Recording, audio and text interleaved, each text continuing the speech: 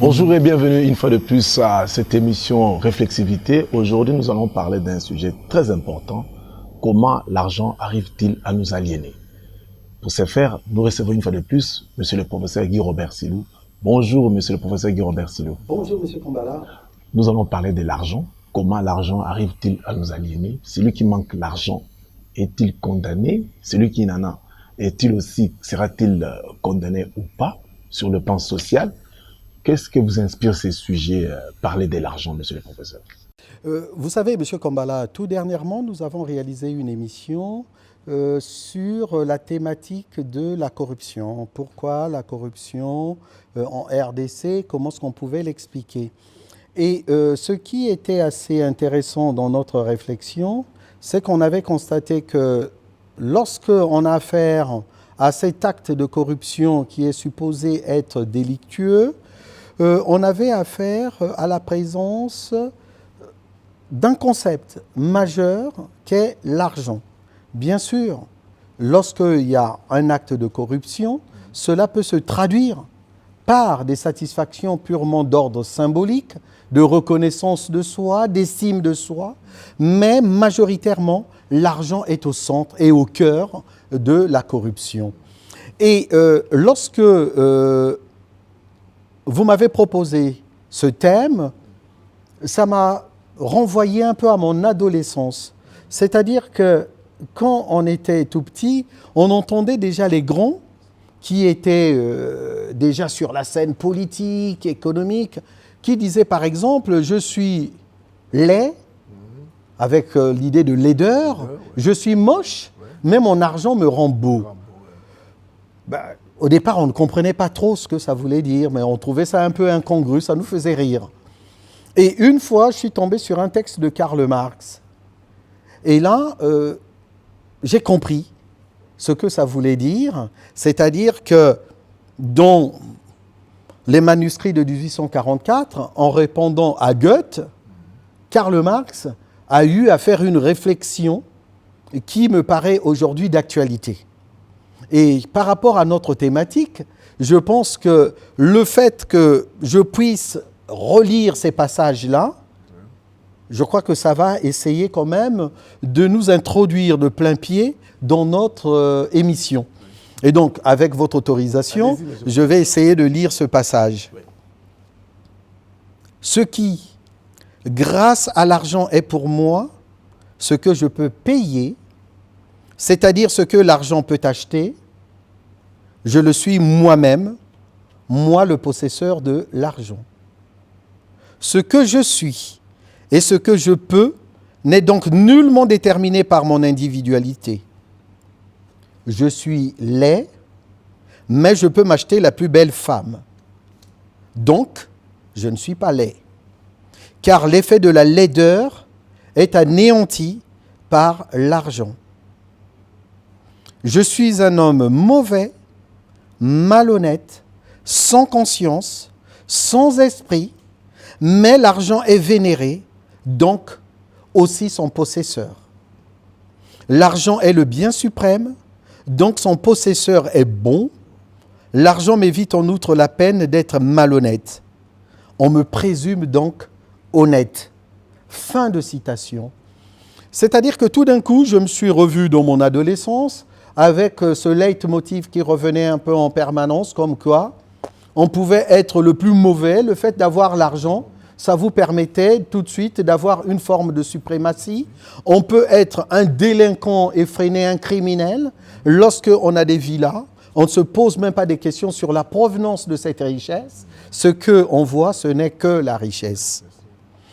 Et aujourd'hui, comme le disent les sociologues, lorsqu'on commence à classer, c'est qu'on commence à hiérarchiser.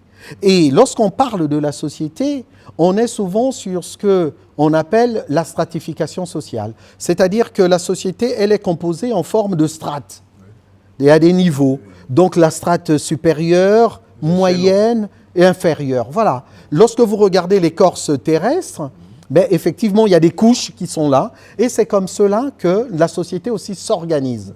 C'est-à-dire qu'aujourd'hui, on se rend bien compte qu'il y a des classements qui sont donnés pour nous dire un tel est le plus riche du monde. Et derrière, on se rend bien compte qu'aujourd'hui, par rapport au classement qui est effectué, Elon Musk est considéré comme étant l'homme le plus riche du monde. Très bien. Mais sauf que, je vous ai dit, cette classification entraîne aussi une hiérarchisation.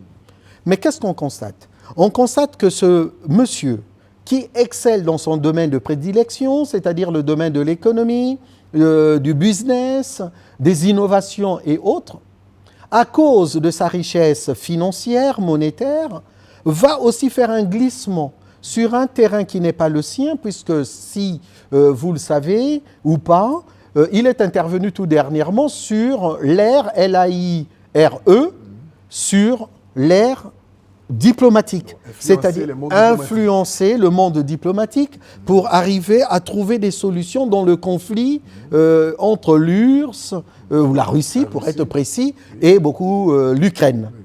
Qu'il le fasse, pourquoi pas, mais sauf que je suppose que ce n'est pas son domaine de prédilection, et dans ce domaine-là, il y a une forme d'incompétence, mais le fait qu'il soit le plus riche au monde, ça lui donne cette sorte de supériorité, pour ne pas dire cette sorte de suprématie, au point de vouloir exercer son influence sur ce champ-là, qui n'est pas le sien au départ. Vous voyez par contre, partout dans le monde, il y a un autre concept qu'on doit retenir, c'est le concept de l'hubris, c'est-à-dire qui est la démesure, l'orgueil, le paraître, l'art d'accumuler, d'amasser pour le plaisir et stocker et de se prévaloir d'un statut supérieur. C'est ça le terme de l'hubris. Dans cette nouvelle configuration de la société contemporaine, l'argent est au centre aujourd'hui de toutes les activités humaines. La convoitise devient la norme qui guide et oriente les actions des individus.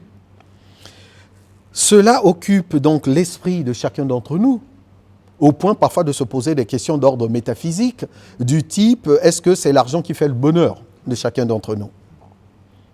Dans la Bible, on est aussi dans une forme de continuité de la moralité grecque. Qu'est-ce qu'on constate? On constate que dans les évangiles, à un certain moment, on nous dit on ne peut pas adorer à la fois Dieu et Mammon. Et quand on dit Mammon, il s'agit de l'argent. Or, il s'avère que l'argent n'est pas mauvais en soi, on en parlera tout au long de cette émission, mais c'est le fait d'adorer l'argent qui pose problème, parce que là, on est dans une forme de déification de ce moyen qui est là, qui nous est donné pour permettre d'échanger, on va revenir là-dessus, mais sauf qu'aujourd'hui, tout le monde ne jure que par l'argent, et rien que l'argent. Et donc là, peut-on à la fois adorer ce Dieu, et tout en adorant aussi l'argent, c'est-à-dire Mammon? C'est vraiment une question qui hante les esprits de chacun d'entre nous. Et dans cette société qui est obnubilée par l'argent, ça nous pose des questions d'ordre existentiel. Un autre concept qu'on doit aussi retenir, c'est le concept de la pléonexie. Qu'est-ce que ça veut dire? C'est devenu quasiment la caractéristique incontournable de ce monde. Or, la pléonexie, c'est-à-dire cette volonté de pouvoir toujours accumuler pour accumuler, c'est quelque chose qui n'est pas du tout inné. Là, on est dans un construit social, comme le diraient les sociologues, on est dans une construction sociale parce que c'est le capitalisme, et particulièrement le capitalisme financier, qui hante les esprits, qui serait à l'origine de cette pléonexie qui motive nos actions et qui dirige quasiment notre manière de penser la société dans sa globalité. Et d'ailleurs, on se rend bien compte que c'est un phénomène qui ne date pas d'aujourd'hui. Regardons ce qui s'est passé jadis. Le prince, il devait à tout prix, dans un courant économique qu'on appelle le mercantilisme, devait plus exporter et moins importer pour amasser davantage des stocks d'or. Et donc le mercantilisme qui a été appliqué, soit le bullionisme ou le mercantilisme espagnol ou le mercantilisme industriel, toutes ces différentes formes de mercantilisme n'avaient qu'un seul objectif, amasser beaucoup plus d'or, et pour que le prince puisse devenir le plus puissant, et ce qui devrait lui permettre de renforcer ses armées pour la conquête d'autres territoires. Et donc, on se rend bien compte que dans l'idéologie prédominante, on se rend bien compte que l'argent était toujours majeur dans nos sociétés. Et d'ailleurs, rendons un peu hommage à Kiamwanga Mateta Verkis, qui vient de nous quitter, paix à son âme. Ben, on l'appelait Wazola Nzimbu. Voilà, c'est-à-dire qu'il aimait trop l'argent. Mais je pense que c'est quelque chose qu'on a dû lui mettre sur son dos, une forme d'étiquette, tout simplement parce que je crois que chaque fois qu'il était en relation avec un tiers, c'est l'argent qui était toujours au centre. Et d'ailleurs, regardons un peu le vocabulaire tel qu'on l'utilise aujourd'hui, je me suis permis de répertorier un peu dans la langue française, bien entendu, sans pour autant être exhaustif. Quels sont les dénominatifs qu'on donne au mot argent? Mais vous voyez, par exemple, j'ai retenu les termes comme pactole, flouze, pognon, fric, l'oseille, le blé.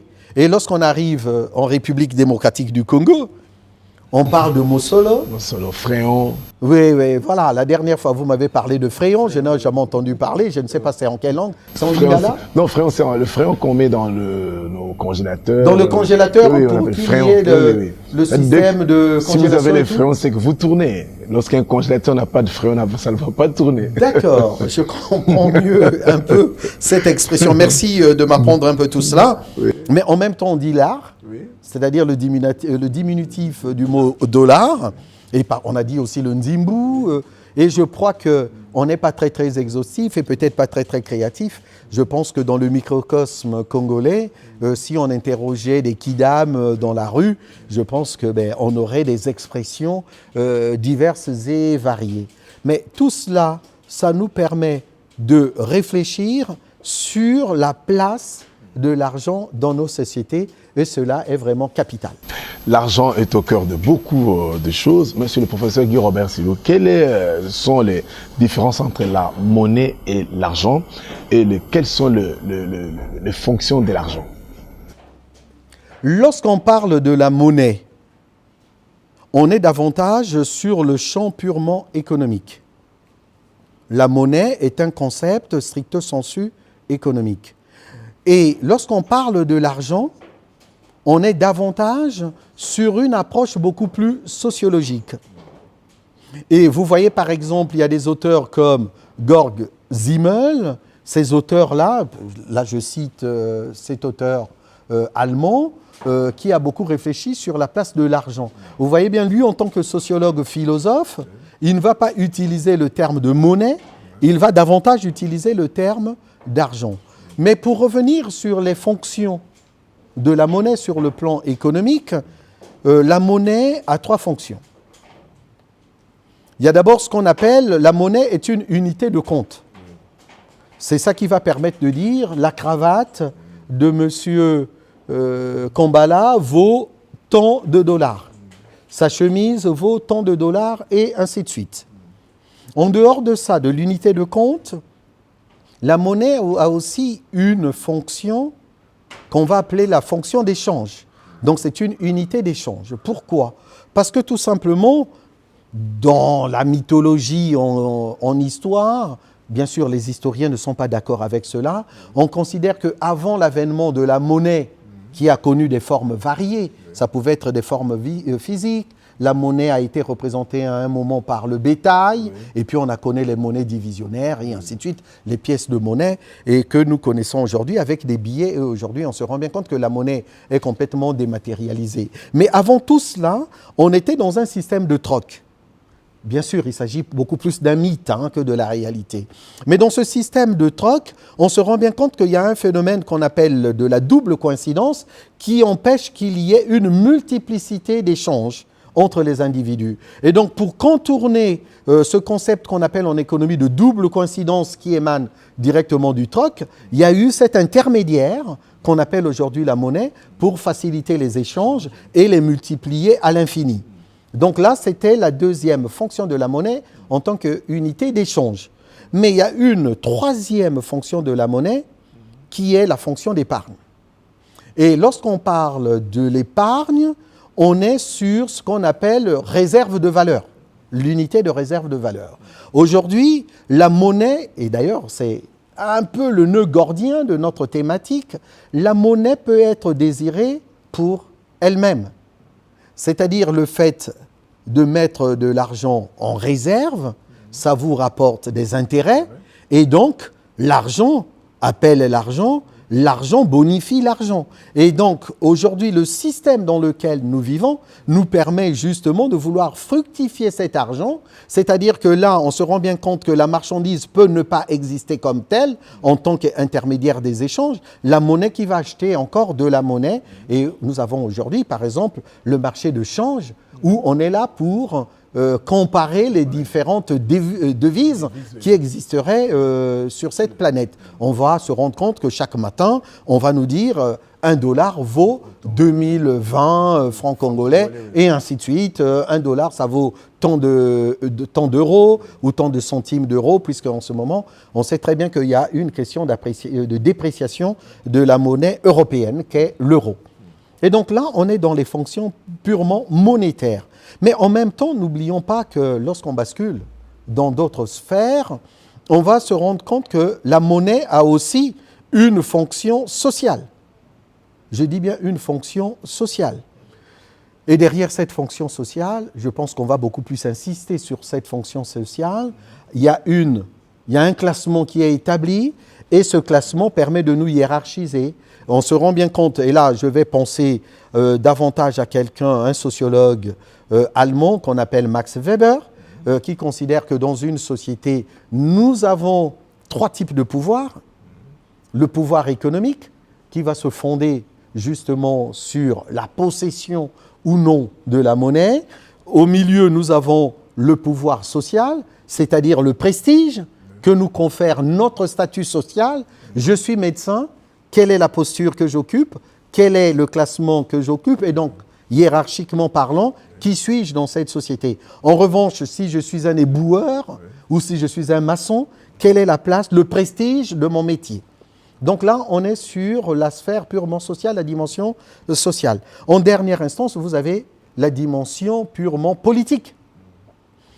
Là, nous sommes dans une approche beaucoup plus didactique en essayant de les séparer. Mais on peut se rendre compte qu'un individu peut posséder ces 3 pouvoirs. Pouvoir économique, pouvoir social et le pouvoir politique. D'accord? Mais en même temps, dans notre approche, on va rester davantage sur ces différentes choses.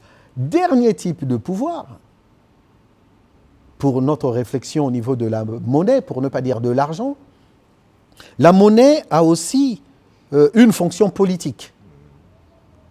Vous êtes plus jeune que moi, M. Kambala. Il y a quelques années, on était en République du Zaïre et la République du Zaïre était symbolisée par le président Mobutu Sese Seko. Et sur les billets de notre monnaie, on retrouvait systématiquement l'effigie du roi. Le roi du Zaïre, pour ne pas dire du président de notre pays de l'époque, c'est-à-dire de Mobutu. C'est-à-dire que le Zaïre avait cours, pour le dire ainsi, dans l'espace congolais de l'époque, donc le Zaïre de l'époque. Lorsque vous allez à l'extérieur, vous êtes obligé de convertir cet argent en monnaie locale ou nationale pour que vous puissiez encore poursuivre vos transactions.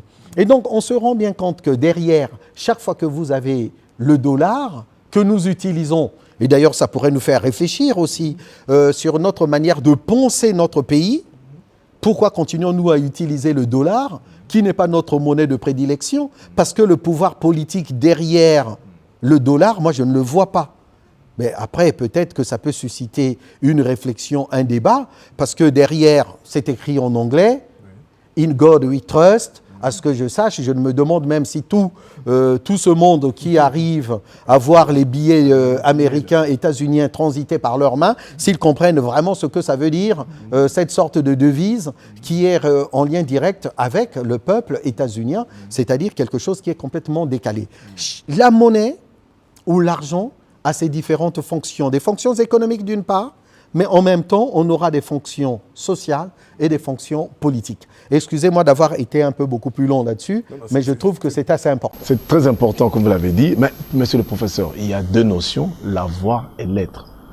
Ces deux notions ont-elles de lien avec l'argent? Ah oui, c'est-à-dire que aujourd'hui, monsieur Kombala, là, c'est une question qui porte sur notre manière d'aborder cette thématique de l'argent sur le plan purement philosophique. Lorsqu'on dit l'avoir et l'être, restons d'abord au niveau des verbes. Au temps présent, lorsqu'on veut conjuguer le verbe avoir, on va dire j'ai ceci, tu as cela, il a cela, nous avons machin et ainsi de suite. Et donc là, le verbe avoir nous renvoie directement à la notion de possession. J'ai, donc je possède. La société matérialiste dans laquelle nous sommes, puisqu'on a basculé systématiquement dans la société de production et de consommation de masse, l'accent est davantage mis sur la possession. Et c'est donc l'avoir qui commence à avoir une forme de primauté, de prééminence sur l'être. Or, lorsqu'on parle de l'être, on est sur un plan purement ontologique, c'est-à-dire que vaut un individu membre d'une société sur le plan des valeurs, sur le plan de l'éthique. Or, aujourd'hui, comme on l'avait dit dans notre introduction, posséder davantage, c'est être tout de suite mis sur un piédestal. Et donc, on se rend bien compte que l'avoir devient prioritaire sur l'être. Si bien qu'aujourd'hui, nous sommes rentrés dans cette conscience qui se veut servile et derrière, on est prêt à se corrompre. Et quand je dis se corrompre, je pourrais même utiliser un concept qui est beaucoup plus fort. On est prêt à se prostituer pour l'argent. Et là, je parle bien de la prostitution qui signifie se corrompre intégralement. Monsieur le professeur, il y a des gens qui mettent beaucoup d'accent sur l'avoir et sur l'être. Oui, aujourd'hui, on est dans une configuration telle que c'est la prééminence de la possession qui devient inéluctable. Voilà pourquoi je faisais allusion tout à l'heure au comportement qu'on peut avoir à gauche et à droite uniquement pour essayer de répondre à ses besoins. Aujourd'hui, on est rentré dans une forme de marchandisation même de l'espèce humaine.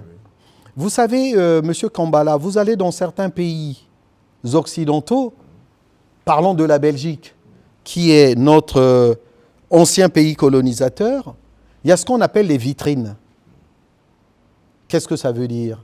Il y a des gens qui se prostituent, mais là je suis au sens propre du terme, mais qui se mettent derrière des vitrines, c'est-à-dire que lorsque vous passez devant ces vitrines, vous les choisissez comme vous choisissez un produit quelconque, c'est-à-dire un bien, soit de première nécessité. C'est-à-dire que vous passez devant ces vitrines, vous allez vous dire, voilà, moi je veux telle personne. Mais ça peut être une personne de sexe masculin comme une personne de sexe féminin. C'est-à-dire que là, on rentre dans le terme de la prostitution au sens propre du terme. C'est-à-dire qu'aujourd'hui, l'être arrive à se corrompre au nom de l'avoir et rien que de l'avoir. Et c'est ça qui nous permet aujourd'hui de nous poser des questions sur notre manière de vivre en communauté afin que nous puissions tisser des liens sociaux qui sont dignes de ce nom et qui devraient nous permettre de vivre en cohésion. C'est-à-dire que la réflexion devrait porter davantage sur notre être. Maintenant, sans négliger l'avoir, parce que les deux devraient être consubstantiels. On ne peut plus vivre dans les sociétés contemporaines hors de la sphère marchande, mais en même temps, on se rend bien compte que dans toute société, pour ne pas dire dans tout État, vous avez toujours cette conciliation entre la production marchande et la production non marchande, parce qu'il y a toujours l'idée de gratuité de certaines choses, ce qu'on pourrait appeler les biens collectifs. Vous avez en même temps des biens communs, ce qui devrait nous permettre peut-être de penser différemment la société sans pour autant se focaliser exclusivement sur l'avoir. Parce que si on n'est que sur l'avoir, on ne peut être que sur des relations purement marchandes. Qu'est-ce qu'on constate dans d'autres pays ? Je le disais tantôt, le bénévolat ne cesse de se développer.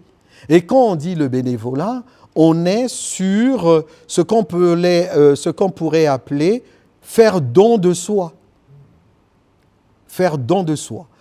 Et là, il y a un sociologue qui est le neveu d'Émile Durkheim qui avait pensé, je parlerai de Marcel Mauss.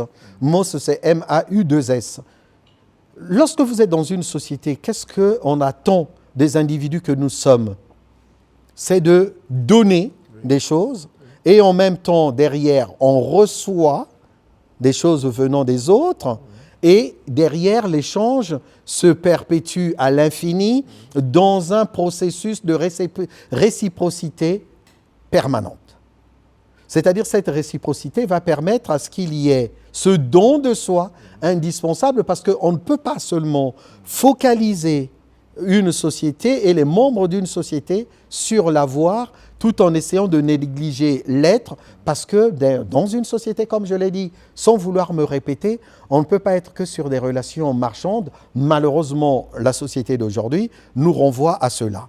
Écoutez très bien, on en avait parlé dans une émission, je ne sais pas si vous vous en souvenez, M. Kambala, lorsque vous pensez à quelqu'un comme Pamelo Muka, il disait que l'argent appelle l'argent. Oui. Et il disait aussi, on ne prête qu'aux riches. On ne prête qu'aux riches. Or, lorsque vous êtes pauvre, malheureusement, les banques risquent de ne pas vous ouvrir leurs portes, alors que tout le monde a besoin aussi d'accéder à ces biens qui ne sont pas toujours à la portée de tout le monde. Et c'est là où, effectivement, le bas blesse dans nos sociétés. Il faudrait y réfléchir. Monsieur le professeur, en fonction de votre argent, vous serez classifié ou hiérarchisé dans la société?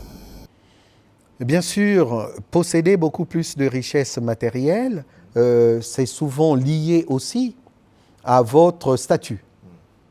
C'est-à-dire qu'aujourd'hui, on se rend bien compte que dans des sociétés capitalistes dans lesquelles nous évoluons, même si nous sommes en RDC et que la RDC est un pays en développement, on se rend bien compte que c'est le marché du travail qui nous détermine d'une certaine manière. C'est-à-dire que lorsque vous arrivez sur le marché du travail, vous allez acquérir un statut social. Ce statut social, par exemple, en France, il y a un organisme qu'on appelle l'INSEE qui essaie de vous mettre dans des catégories qu'on appelle les professions et catégories socio-professionnelles, c'est-à-dire les PCS. Au total, il y en a 8 et on va se rendre compte qu'il y a les PCS qui sont considérés comme étant supérieurs, même si on est dans une approche beaucoup plus normative, mais en réalité, comme je le disais tout à l'heure, lorsque vous êtes dans la PCS numéro 3, c'est-à-dire celle des CEPIS, c'est-à-dire des cadres professions intellectuelles supérieures, vous voyez bien que par rapport à ceux qui sont dans cette catégorie qu'on va appeler la PCS 6, c'est-à-dire celle des ouvriers, vous n'avez pas le même statut social, vous n'avez pas la même aura et vous n'avez pas, si vous voulez, une assise beaucoup plus forte, déterminante dans votre société. Donc le fait de nous classer dans ces PCS, ça nous permet par rapport aux emplois. Mais par rapport à nos emplois, donc ça nous permet aussi de nous hiérarchiser et de nous donner des postes relativement importants ou des statuts relativement importants comparativement au statut des autres. Alors que ça nous ferait penser un peu au Moyen-Âge. Lorsqu'on est au Moyen-Âge, on se rend bien compte, j'essaye de voir le Moyen-Âge en Occident, où vous avez par exemple tout en haut de la pyramide le clergé, et après vous avez la noblesse, et enfin vous avez le tiers-état. C'est-à-dire que là, vous rentrez dans une société, si vous voulez, de caste, comme on peut la connaître en Inde. Vous voyez bien qu'en Inde, il y a ceux qu'on appelle des intouchables, et là, c'est vraiment la classe inférieure par rapport au métier qu'ils exercent. Et là, en même temps, on ne peut pas passer d'une classe à une autre, et tout cela, c'est déterminé par quoi? Le statut, l'argent, et tout cela est un peu mélangé, confondu. Oui, comment l'argent était perçu par la pensée grecque? Ah oui, dans la pensée grecque, on pourrait par exemple aller rapidement sur Platon. Vous voyez par exemple Platon dont le maître était Socrate. pour lui, le monde est divisé en deux univers. Il y a d'abord ce qu'il appelle, lui, le monde sensible, c'est-à-dire le monde réel que nous vivons, et il y a un autre monde qui est là, qui est le monde intelligible, c'est-à-dire le monde des idées. Mais lorsqu'on est dans le monde sensible, on est beaucoup plus dans son allégorie de la caverne, on est beaucoup plus dans des illusions. Vous voyez, lorsque vous êtes dans une caverne, il y a des ombres. Or, les ombres, ce n'est pas vraiment des êtres humains, ce sont des ombres. Donc, on est un peu dans des illusions, des utopies. Et lorsque vous sortez de la caverne, parce que lorsque vous êtes dans une caverne, qu'est-ce qui se passe? C'est l'obscurité qui est là. Et donc là, on est un peu dans l'obscurantisme. Et l'argent, effectivement, nous permet d'être dans ce monde sensible, purement matériel, qui ne nous permet pas toujours de réaliser le bien fondé des relations sociales dans sa plénitude. Et lorsque vous basculez dans le monde intelligible, c'est-à-dire lorsque vous sortez de la caverne, et là c'est la lumière, et cette lumière c'est l'idée, et cette idée qui est transcendante nous permet de mieux réaliser que nous sommes parfois dans des fantasmes et que nous accordons nos priorités à des choses qui ne méritent pas d'être vécues comme telles. Mais on peut basculer aussi chez Aristote, qui était donc l'élève de Platon. Et là, on est aussi dans une logique qui est assez identique. On se rend bien compte que, déjà avec Aristote, on va parler en termes de crématistique. Qu'est-ce que ça veut dire? C'est toujours cette idée de vouloir toujours accumuler plus, parfois sans motif, bien ancré en nous. C'est accumuler pour accumuler. Et d'ailleurs, c'est quelqu'un qui avait réfléchi d'ailleurs sur deux notions majeures en économie. Ça nous permet de relativiser la place de l'argent dans notre société et il s'agit de deux concepts majeurs. On parle en termes de valeur d'usage dans nos sociétés. Un exemple simple, l'air que nous respirons a une valeur d'usage très importante. Sans air, la vie sur Terre n'existera pas. Mais quelle est la valeur marchande de l'air? Zéro. La valeur est nulle. Pourquoi? Parce que l'air que nous respirons, personne ne l'a fabriqué. Certains diront que c'est Dieu, d'autres diront que c'est la nature, peu importe. Nous avons l'air qui est là, et donc ça n'a aucune valeur économique. Et ça, c'est la valeur d'usage. En revanche, nous, hommes, H majuscule, bien entendu, il y a une autre valeur qu'on appelle la valeur d'échange. Et la valeur d'échange est le résultat de tous les produits qui sont le fruit du travail de l'homme. Et là, par exemple, nous avons un exemple académique qui découle, par exemple, du diamant. Le diamant qu'on porte les uns et les autres ont une valeur d'échange supérieure. Moi, je n'ai pas de diamant sur moi. Je me porte bien et je suis à l'aise. Mais il s'avère qu'aujourd'hui, le diamant, socialement parlant, a une valeur d'échange très forte. Et d'ailleurs, certaines personnes qui sont dans des consommations dites ostentatoires, ces personnes-là sont prêtes à mettre des millions et des millions de dollars pour s'arracher des rubis en or, de diamants et que sais-je encore. Tout simplement pour se faire prévaloir parce que derrière, ça renforce leur statut, leur prééminence sur le plan sociétal et en même temps, ça leur accorde une hiérarchie supérieure comparativement à celle des autres. Il y a aussi Thomas d'Aquin qui en a parlé de l'argent. Ah oui, juste prix. Là, lorsqu'on parle de saint Thomas d'Aquin, on est sur le juste prix. C'est-à-dire qu'aujourd'hui, il y avait d'ailleurs à une certaine époque un jeu télévisé qui portait sur le juste prix. C'est-à-dire que dans sa manière de penser, on dit déjà saint Thomas d'Aquin, donc quelque part c'est un prêtre, donc qui est dans une forme de spiritualité. Il ne faudrait pas à la fois vouloir spolier le producteur qui a des coûts de production, mais tout en faisant attention aussi aux consommateurs par rapport à ses revenus. Donc lorsque il faut trouver le juste prix, c'est pour essayer de faire de telle sorte qu'on soit dans une logique de gagnant-gagnant. C'est-à-dire que le producteur ne soit pas floué, le consommateur non plus. Et d'ailleurs, ça nous fait penser à ce qu'on appelle en économie le prix d'équilibre aujourd'hui. Et les économistes comme les Léon Walras on réfléchit là-dessus. C'est-à-dire, là, vous avez l'idée un peu du commissaire-priseur, comment se déroule une vente aux enchères. On propose un prix de départ et puis on essaie de trouver le juste prix, c'est-à-dire le prix du marché. Et donc, là, on voit déjà dans la pensée helléniste, il fallait commencer à trouver la place de l'argent qui devait être modérée, mais relativement juste, pour qu'une frange de la population ne soit pas sous domination. Parce que posséder l'argent, c'est posséder du pouvoir de domination sur les autres. Or, la tendance, c'est d'aller dans des républiques qui se veulent démocratiques, avec une forme d'égalisation de conditions, égalité de droits, égalité de situation et égalité aussi de conditions, pour reprendre la terminologie d'Alexis de Tocqueville. Au-delà de la pensée grecque, dans la Bible, l'argent est aussi mentionné, tant au niveau de l'Ancien Testament que le Nouveau Testament. Oui, ça, ce sont des choses que nous avons tous lues dans les différents textes de l'Évangile. On se rend bien compte que l'argent a toujours été condamné. Pensons à Moïse, lorsqu'il est allé chercher ses 10 commandements, qu'a fait le peuple juif?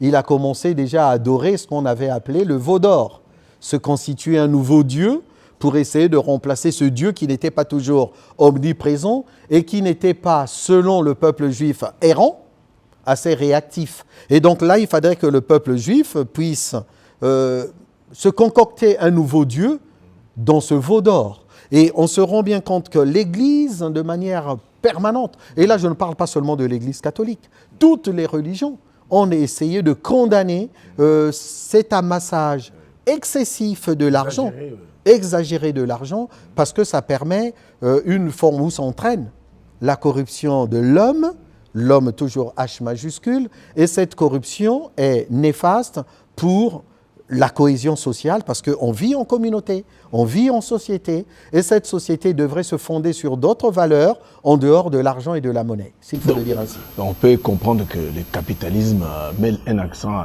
aigu sur l'argent. On va revenir là-dessus.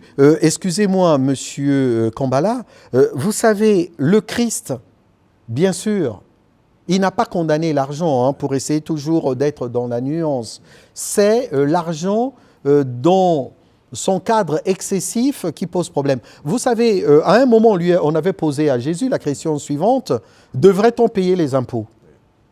Sa réponse était radicale. Qu'avait-il dit? Rendre à César ce qui est à César et à Dieu ce qui est à Dieu. Donc, il faudrait bien qu'on puisse payer les impôts. Et donc, s'il faut payer les impôts, généralement, ceux qui payent les impôts, ce sont les plus riches. Si vous voulez amasser beaucoup d'argent, mais soyez aussi prêts à payer beaucoup plus d'impôts au nom de la justice sociale. Voilà. Et donc, l'esprit de laïcité ou de laïcisation de la société, contrairement aux idées reçues, c'est une idée purement christique. C'est le Christ lui-même, ou Jésus, tout dépend. Si je dis le Christ, je bascule directement dans la spiritualité, alors que Jésus, historiquement, on peut le matérialiser dans l'espace et dans le temps.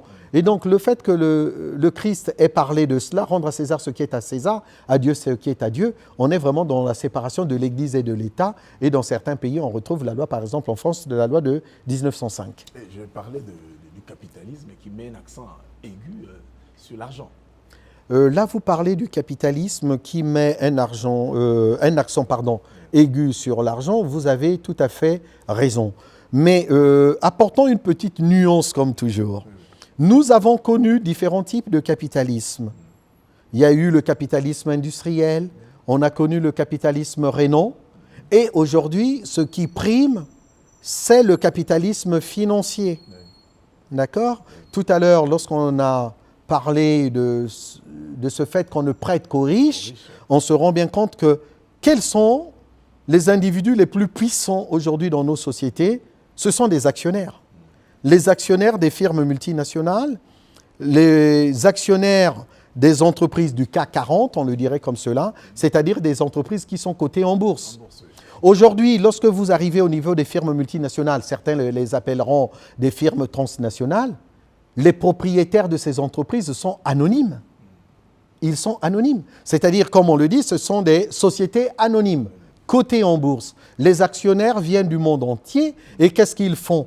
Ils mettent en place un PDG qui doit satisfaire les desiderata des actionnaires. Et à une certaine époque, les dividendes, c'est-à-dire l'argent qu'on donnait aux actionnaires, c'est-à-dire ces dividendes-là, montaient jusqu'à des taux de 15%. C'est-à-dire qu'il fallait accorder 15% aux actionnaires des entreprises. Et aujourd'hui, qu'est-ce qu'on constate dans nos sociétés? À cause de l'argent, ces entreprises font des super profits, mais malheureusement, ces entreprises continuent quand même à licencier des salariés. Comment peut-on expliquer qu'une entreprise puisse faire du profit tout en licenciant? C'est tout simplement pour satisfaire les desiderata des actionnaires qui deviennent donc des hommes et des femmes très puissants dans les entreprises, c'est-à-dire c'est à eux d'amasser le plus gros package, s'il faut le dire ainsi, pour ne pas dire pactole. Oui. Mais vous savez, Monsieur Kambala, il n'y a pas longtemps, vous avez suivi cette actualité en France, on a eu un problème d'essence. Oui. Pourquoi?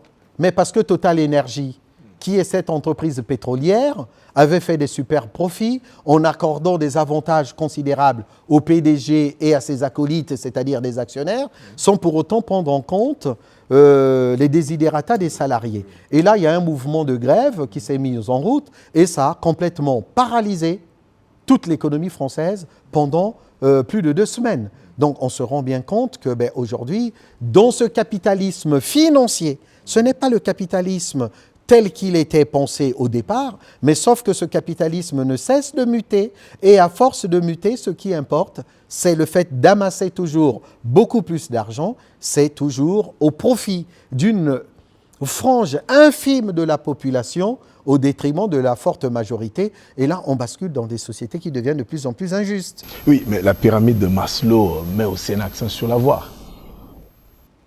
La pyramide de Maslow, aujourd'hui, ne met pas toujours systématiquement un accent sur l'avoir, même si je serais quand même aussi dans une forme de nuance. Parce qu'au prime abord, que met en évidence la pyramide de Maslow? C'est d'abord la satisfaction des besoins dits physiologiques, dits vitaux, dits primaires. Manger, se vêtir, se loger. Aujourd'hui, tout le monde peut se loger de manière décente. Bien sûr, il faut toujours avoir un revenu avec un niveau de vie sur le plan national relativement correct.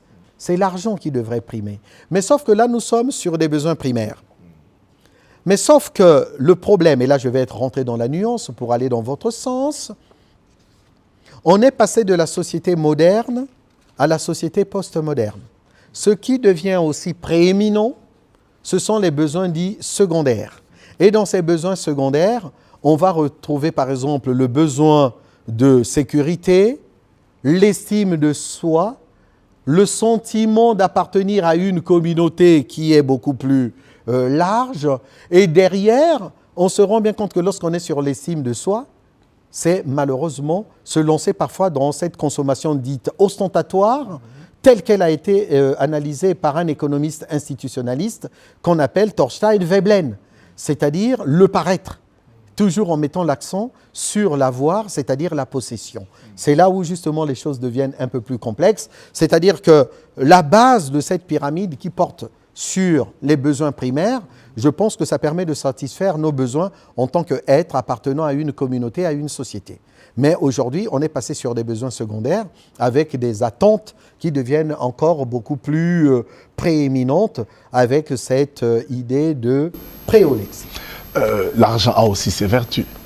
Ah, mais bien entendu. L'argent ne peut qu'avoir ses vertus. Sans nous contredire en même temps, nous sommes de plus en plus dans cette société dite marchande. Tout se monnaie quasiment. Tout se monnaie. L'eau que nous buvons, il faut bien que nous puissions l'acheter. La régie des eaux doit entretenir ces infrastructures, hein, d'accord, pour pouvoir approvisionner tous les concitoyens, les citoyens congolais de manière égale. Et donc, on doit payer aussi pour que nous puissions avoir cette eau. Même si dans d'autres pays, l'eau est gratuite. Mais l'eau n'est pas si gratuite que cela parce qu'il s'agit d'un bien collectif dans certains pays, et donc ça passe par les prélèvements obligatoires, et toujours dans cette idée d'égalité, d'égalisation des conditions, certains membres de la société en sont dispensés, ne payent pas les impôts. Monsieur le professeur, sommes-nous possédés par nos possessions, souvent? Ah ben, je pense qu'aujourd'hui, dans notre société, nous sommes possédés par nos possessions. C'est-à-dire que là, on est au niveau de nos libidos, de nos pulsions. Et là, on revient encore sur cette dimension purement psychanalytique, amasser pour amasser. Vous imaginez, dans des bandes dessinées, on a eu même à inventer des gens comme les Picsou. Vous voyez, c'est-à-dire que le Picsou qui est là, qui ne dépense pas, c'est un peu l'avare. Vous retrouvez ça aussi dans la littérature. Eh bien, on est vraiment dans des conditions humaines qui engendrent le fait que l'argent soit mis sur un piédestal. Et malheureusement, mais on est vraiment de plus en plus possédé par nos possessions. On ne jure que par cela. J'ai 50 villas, tout le monde va me courber les chines, tout le monde va chercher à me dérouler un tapis rouge. Mais en revanche, lorsque vous vivez dans un taudis, personne ne vous regarde parce que tout simplement, on nous juge et on nous jauge par notre avoir, c'est-à-dire par nos possessions. Terminons par cette question. L'argent fait-il le bonheur? L'argent ne pourrait jamais faire le bonheur, même s'il y contribue. Et là, on est vraiment dans une question philosophique la plus basique possible, toujours en essayant d'être dans la nuance. Aujourd'hui, sans argent, vous et moi, on aura du mal à nous épanouir dans cette société. Mais s'agit-il de mettre toujours l'accent sur cet avoir? Je ne pense pas. Et c'est là où il faudrait dire, si seulement si l'argent pouvait faire notre bonheur, peut-être que les plus riches ne seraient jamais morts. Mais sauf que face à la mort, pour une fois, nous sommes tous égaux face à la mort, même si sociologiquement parlant, il y a des inégalités face à la mort. Vous voyez bien le paradoxe? C'est-à-dire que là, je suis en train de dire une chose et en même temps son contraire. Lorsque la mort arrive, le souffle de vie ne vous appartient pas, il ne m'appartient pas non plus. Le souffle de vie appartient à Dieu. Comme on le dit dans les évangiles, pauvres de vous, vous êtes en train d'amasser de tant de richesses, mais le lendemain, vous appartient-il? Non, il n'appartient pas à l'homme. Le temps n'appartient pas à l'homme, il appartient à Dieu. Mais en revanche, on se rend bien compte aussi, selon le statut que nous avons, selon la richesse financière, monétaire que nous avons, certains vont bénéficier des meilleurs soins médicaux, ce qui pourrait allonger leur espérance de vie. En même temps, selon le métier qu'on exerce, et donc en filigrane, en arrière-plan, avec aussi des revenus qui vont avec, on va se rendre compte que ces gens-là risquent d'avoir une vie beaucoup plus aisée, avec une espérance de vie beaucoup plus longue. Et donc, l'argent ne fait pas toujours le bonheur, mais il y contribue quand même. Et ça, je pense que c'est un peu la réflexion que nous devrions avoir pour essayer de tempérer nos pulsions et nos ardeurs. Quelle serait la conclusion par rapport à ces sujets? Comment l'argent arrive-t-il à nous aliéner? L'argent arrive à nous aliéner. Moi, je pense que je vais terminer par Karl Marx. Lorsqu'on parle de l'aliénation, c'est un concept qui nous renvoie à une forme d'étrangeté par rapport à nous-mêmes. C'est-à-dire que ça nous renvoie à nos valeurs les plus intrinsèques. C'est-à-dire que la société capitaliste dans laquelle on va de plus en plus a transformé la place de l'argent dans le système économique et le système social. Au prime abord, vous avez une marchandise, au milieu vous avez l'argent et au final vous avez une marchandise. Et dans cette relation M, marchandise, A, argent, marchandise, vous avez cette fonction de la monnaie en tant qu'unité d'échange. Mais sauf qu'on a inversé les choses. Et Karl Marx parle en termes de fétichisme de la marchandise, c'est-à-dire que là, vous avez l'argent au départ, la marchandise au milieu et l'argent au final. C'est-à-dire que l'argent achète encore de l'argent et tout tourne autour de l'argent. C'est-à-dire que nous avons modifié notre paradigme. Et c'est ce paradigme peut-être initial qu'il faudrait essayer de remettre en place pour que nous puissions vivre de manière harmonieuse, de manière intelligible et intelligente, pour que les uns et les autres puissent trouver leur place dans la structure sociale. Merci beaucoup, monsieur le professeur, pour votre participation et répondre à nos questions. Merci aussi à tous les téléspectateurs d'avoir suivi cette émission. À la prochaine.